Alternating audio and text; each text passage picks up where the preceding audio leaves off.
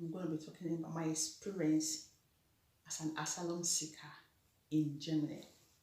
Bayern.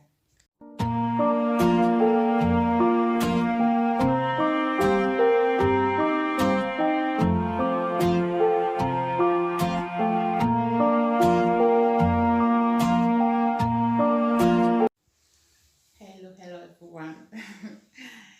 Welcome to my channel. My name is Susan, mother of three and a husband. We live here in Bayern and you are watching Elegance Family TV. So, this is my continuation of my experience as an asylum seeker here in Germany. Yeah. So, as I said in my previous video, so when I went to the laundromat, excuse me, and they said the bed is meant for you. So if you are not there to occupy the bed, they will bring somebody that will occupy the bed. So they transferred me to, as in the place.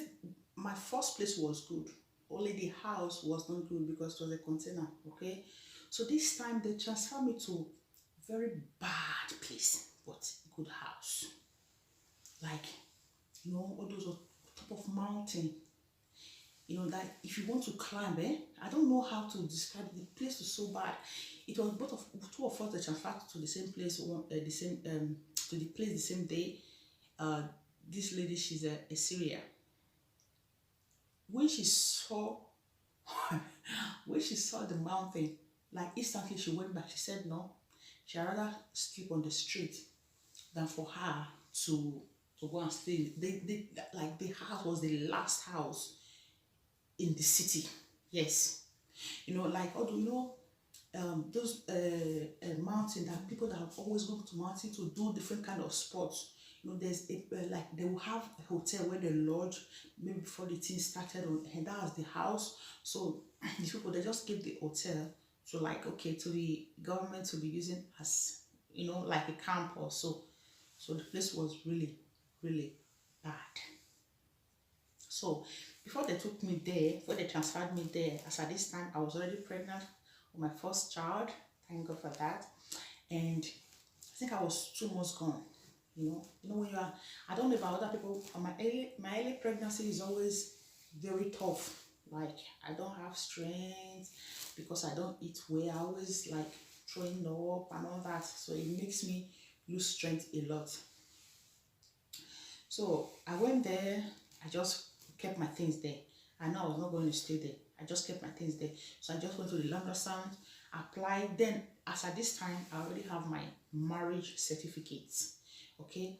So I took my marriage certificate to them and I told them, look, I have my marriage certificate here now. They should please transfer me to go and meet my husband. So they said, okay, they will do it. Excuse me. At this time, at least it took me okay, let's say I was 2 months gone there. So before they could even listen to me, I was already 5 months gone. Yeah, I was 5 months gone. As in, before they could listen to me to even want to know where my husband lived, they all almost refused to transfer me. Although I regret it later. If I had known, I wouldn't have rushed it. So I never knew that when they transfer me to my husband, they will stop paying me. They stop, So because when you are pregnant, so they are paying. Then they were paying me 350 for me. All right. So my unborn child, I think it was 145 euros, a bit 200 or 75. I don't remember. But they pay your unborn child as long as you have your mother pass that really shows that you're pregnant. So they'll be paying you and they'll be paying your unborn child. So when you are getting close to time where you have to put to birth, they have another amount of money they will give you for your baby stuff. And I never knew all this. I was just like, all that matters to me was I want to go and meet my husband. So, and I spoke with my godmother, and my godmother just called someone, and the person called them. In the week time, they transferred me. I was so happy. Like, I was excited. So I went to meet my husband. I do the armband, I do everything. When I went there, they told me, yeah, they will be paying me, but I should go and open account. Then at this time, I don't have account. It's only my husband that had an account, because my husband, right from the day the year he came to this country, I think he spent 4 months at home. From that time, he has been working till date. My husband came here 2013. So we're 2021 now. He's still working in the same company, you know. So, and when I went there, like, I was just like, they want to pay me this month. You know, that excitement, and I'm like, at least I just went there. They bought my beans. They bought my beans already. They told me to go and open an account, that in case if I can't come, they can put money in the account for me. So I was happy. I went to go and open an account, and when they even asked me, what is my purpose of opening this account? I said, because landlord staff want to be paying me. They want to be, because that's what they do these days. They put money in your account, all right? You don't go to CASA to open, not because of this COVID-19, no. They have been doing it before this COVID-19 started. As at this time, in 2016. Yeah, 2016, because it was a year after I got pregnant. So I just went there, like, to go and give them my account number so they can pay me my money and money for my unborn child. Because they only pay me twice for my unborn child. Before they transfer me to my husband, they paid me twice, me and my unborn child. And when I got there, behold, they told me, "Sir Light, your husband is working." And I'm sorry. Yeah, I'm really sorry. Your husband is working. We can't pay you. I was like, bam. And I told them, but I don't have documents. My husband don't have documents. My husband is also an asylum seeker, which is Aduro. I meet too, I'm Aduro. He said, yeah, but as long as your husband is any more than 800 euros, we are not going to pay you. I was so disappointed. And they told me, yeah, if you are with a man and that man is any money, is working, they don't pay the woman, because they know the man can take care of you. My God, that is when right from that time, then I was 6 months gone, 6 to 7, yeah, in between 6 to 7 months. Right from that time till date, till now, I'm talking to you now, we're in February 13th, 2021. Till today, my husband has been the one taking care of us. No help from anywhere, no help from the government, you know, because he's working and no documents. Because if you are working, you don't have documents, you cannot take kindergarten.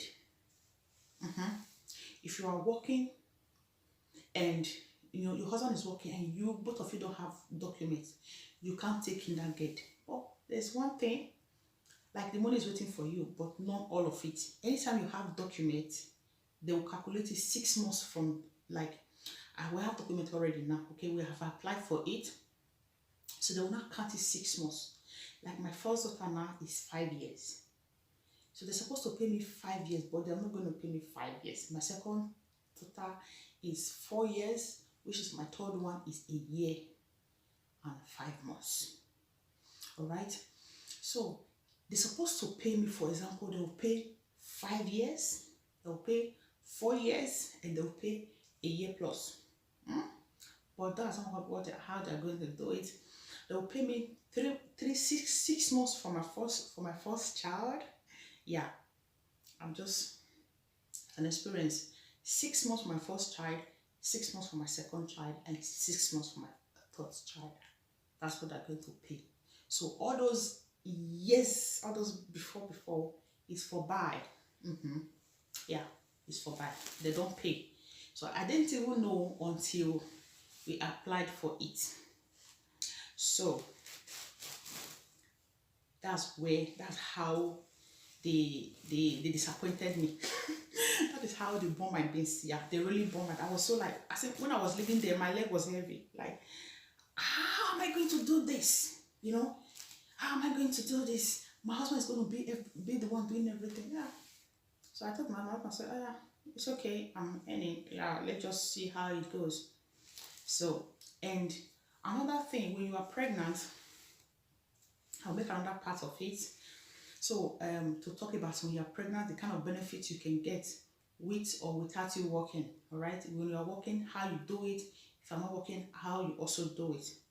I will make the video right away right now. Okay.